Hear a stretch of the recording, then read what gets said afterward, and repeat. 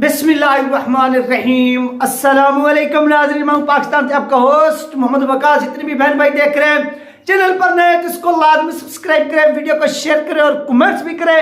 ये आपसे छोटी सी रिक्वेस्ट होती है। तो चलते अपने टॉपिक की तरफ। तो नाज़रीन, आज का जो इंतहाई अहम तरीन टॉपिक है, तो आपने क्या करना है यार, इसको मिस नहीं करना और इसको शेयर भी आगे लाजमी करना है ताकि लोगों तक इंफॉर्मेशन पहुंच सके। क्योंकि गुज़श्ता रात जिस तरह से साबिक वजीर आला पंजाब उस्मान बुज़दार साहब की मीटिंग हुई है इजाजुल हक साहब से, और इजाजुल हक साहब की मीटिंग हुई थी आज से चंद दिन पहले अल्लामा साद हुसैन रिजवी साहब से, और इनके दरमियान क्या कुछ डिस्कशन हुई, ये तमाम चीज़ें आप जान सकेंगे। दूसरी तरफ से इसी इजाजुल हक साहब की जिसके साथ गुज़श्ता रात उस्मान बुज़दार साहब जो सबका सीएम थे पंजाब, उन्होंने मुलाकात की और इसमें उन्होंने क्या किया है कि इनकी पार्टी को ज्वाइन किया, इनके ग्रुप को ज्वाइन किया है और अपना जो पॉलिटिकल कैरियर का जो एक न्यू जर्नी है, जो सफ़र है और जो नया आगाज करने जा रहे हैं, ये अब करने जा रहे हैं इजाजुल हक साहब के, यानी इजाजुल हक साहब की पार्टी से, ग्रुप से। तो इसमें नाज़रीन अहम तरीन बात यह है कि इजाजुल हक साहब अल्लामा साद हुसैन रिजवी साहब के साथ मिलकर चलने को, यानी वो तो चाहते हैं कि किसी तरह से इत्तेहाद हो हमारा और हम जो है ना वो साथ मिलकर चले। ये वो जो है ना वो सिस्टम कर रहे हैं, ये तमाम चीज़ें। तो दूसरी तरफ से अल्लामा साद हुसैन साहब ने वक्त मांगा था मुशावरत के लिए, क्योंकि तहरीक लबैक पाकिस्तान एक नजरिया रखती है। अल्लामा साद हुसैन साहब ने जब तहरीक लबैक पाकिस्तान ने अपना मंशूर बयान किया था आज से 2-3 दिन पहले जो एक मीटिंग हुई थी, उसमें तहरीक लबैक पाकिस्तान ने वाज़ेह तौर पर यह बयान दिया था कि जो बंदा हमारे साथ चलना चाहता है, इत्तेहाद करना चाहता है, वो हमारे इन मंशूर को, हमारे इस आइन को मान ले तो हम उसके साथ चलने के लिए तैयार है। ये किसने कहा था? ये अल्लामा साद हुसैन रिजवी साहब ने कहा था। तो इस पर आप देखें कि इजाजुल हक साहब और इसके साथ साथ कारी ज़फ़र बहादुर साहब, ये तमाम लोग मौजूद थे। उन्होंने क्या किया था, अल्लामा साद हुसैन रिजवी साहब से मीटिंग की थी। अब इस गुज़श्ता रात की मीटिंग के बाद यह खबर सामने आ रही है कि आज तो हो सकता है कि मैं भी कुछ देर बाद अल्लामा साद हुसैन साहब जो है ना वो अपना सफ़र जो है वो कराची की तरफ करें, क्योंकि कराची आज 8 तारीख है, जैसा कि आप जानते हैं कि 8 तारीख को अल्लामा साद हुसैन साहब की एंट्री है कराची, और कराची वो चले जाएंगे। हो सकता है कि उसके बाद मुलाकात हो, या हो सकता है कि आज ही मुलाकात अल्लामा साद हुसैन रिजवी साहब की हो जाए।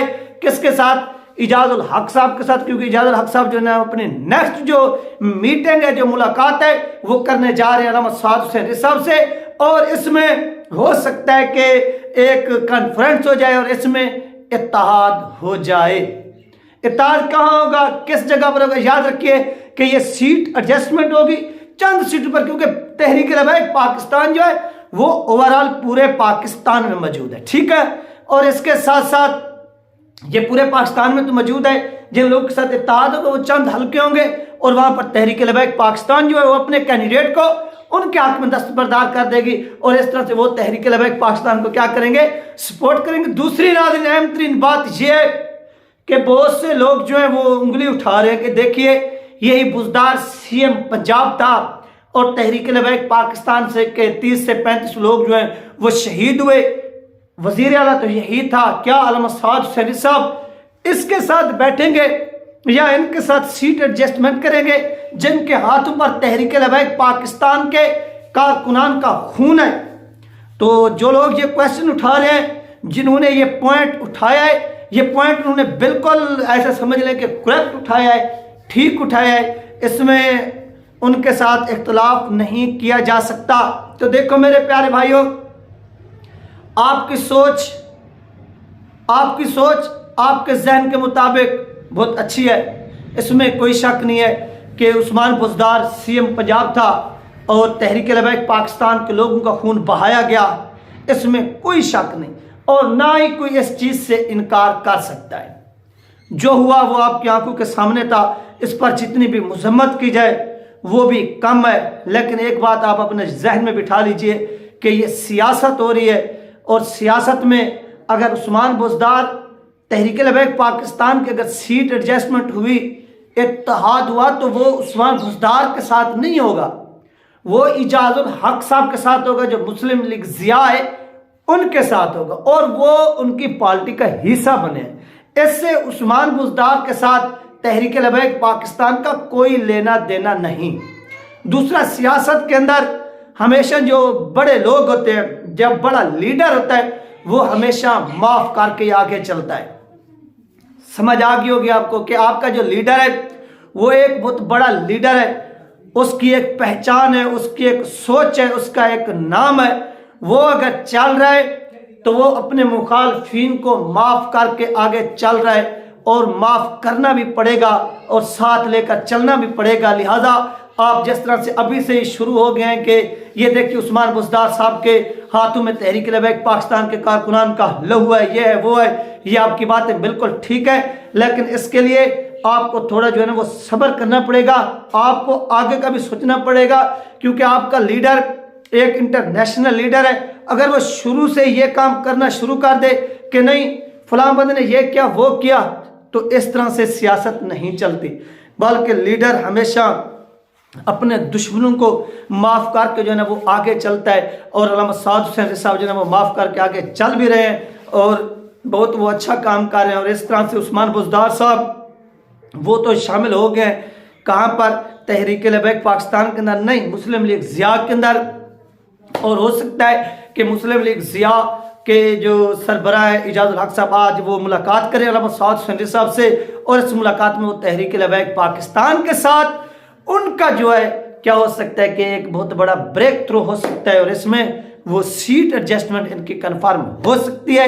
ये इस वक्त की सबसे बड़ी और अहम तरीन जो है ना वो खबर है जो आप लोगों के साथ शेयर की जा रही है। उस्मान बुज़दार साहब तो वैसे पीटीआई को छोड़ गए हैं क्योंकि इनके पास कोई इख्तियार नहीं था, ये नाम के वज़ीर आला बना हुए थे और नाम के साथ इसको इस्तेमाल किया गया और उसके बाद ये रूपोश हो गए थे और उसके बाद ये वापस लौटे। अब ये ज़िया लीग का हिस्सा बन गए। बाकी आगे यार हर किसी का मुकद्दर है, नसीब है कि उनके साथ क्या होता है क्या नहीं होता, ये तमाम चीज़ें आप भी देख सकेंगे। लेकिन इसके लिए जो कुर्बानी अल्लामा साद हुसैन रिज़वी साहब ने दी, जो इनके कारकुनान ने दी, उनकी कुर्बानियों को किसी भी सूरज ने वो फरामोश नहीं किया जा सकता। और तहरीक लबैक पाकिस्तान अपनी एक क्या है एक हैसियत रखती है, एक पॉपुलैरिटी रखती है जिसका कोई भी है ना वो इनकार नहीं कर सकते। इस वजह से बहुत से जो सियासतदान है वो तहरीक लबैक पाकिस्तान के साथ चलने को तैयार हैं, सीट एडजस्टमेंट करने को तैयार है। उनको मालूम है कि ये बंदा धोखेबाज नहीं है, ये बंदा फरेबी नहीं है, ये बंदा 2 नंबर नहीं है, ये जो भी बात करता है सीधी करता है, डायरेक्टली करता है और इसके अंदर 2 नंबर ही नहीं है। लिहाजा इसका जो है वो साथ देना चाहिए और ये लोग जो है वो साथ देने के लिए तैयार भी हैं। तो अब देखना ये है कि क्या आज ये मुलाकात तय होती है या नहीं होती, सीट एडजस्टमेंट होती है या नहीं होती, ये तमाम चीज़ें आपको कुछ ही देर बाद देखने को मिल जाएंगी। क्योंकि अगर अल्लामा साद हुसैन साहब आज के दिन कराची चले गए तो फिर ये मुलाकात जो है वो 3 दिन तक मौखर हो जाएगी, 3 दिन तक। यानी क्योंकि अल्लामा साद हुसैन साहब का जो कराची का विजिट है वो 3 दिन का है और वो वहाँ पर 3 दिन जो है ना वो स्टे करेंगे, ठहरेंगे और उसके बाद वो वापस लौटेंगे पाकिस्तान। उस वक्त आप देखेंगे कि तहरीक लबैक पाकिस्तान के अमीर अल्लामा साद हुसैन साहब जब कराची जा रहे हैं तो पूरे पाकिस्तान से यानी जो लोग गए हुए थे पंजाब से, बिलखुसूस पंजाब की मैं बात कर रहा हूँ, हो सकता है कि कराची वालों के अब वहाँ पर इंटरव्यू हों, तो यहाँ पर जो इंटरव्यूज़ हैं वो मुकम्मल हो चुके हैं और जो टिकटें होंगी वो भी जारी हो चुकी होंगी उन लोगों को जो लोग इलेक्शन में हिस्सा ले रहे हैं। तो इसी तरह वो वापसी आएँ और वापसी आकर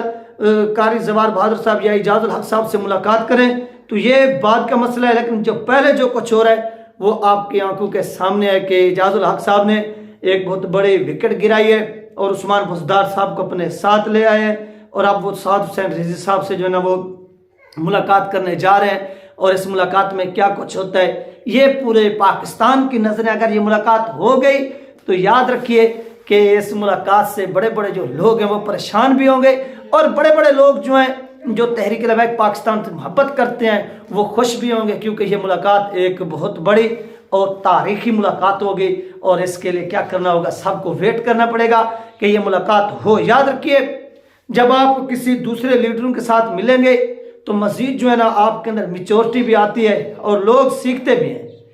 इजाज़ुल हक साहब से मिलना या इजाज़ुल हक साहब का अल्लामा साद हुसैन से मिलना ये सियासत का जो है एक हुस्न है और इस पर जो है इख्तलाफात नहीं करने चाहिए, ना ही जो है ना इसके ऊपर उंगली उठानी चाहिए। ये बात जो है आप अपने जहन में बिठा लीजिए। ये तीन अपडेट जो आप लोगों के साथ शेयर की गई है। अपना ख्याल रखिएगा, मुझे दो में याद रखिएगा। मिलते हैं नेक्स्ट वीडियो में। अल्लाह हाफिज़।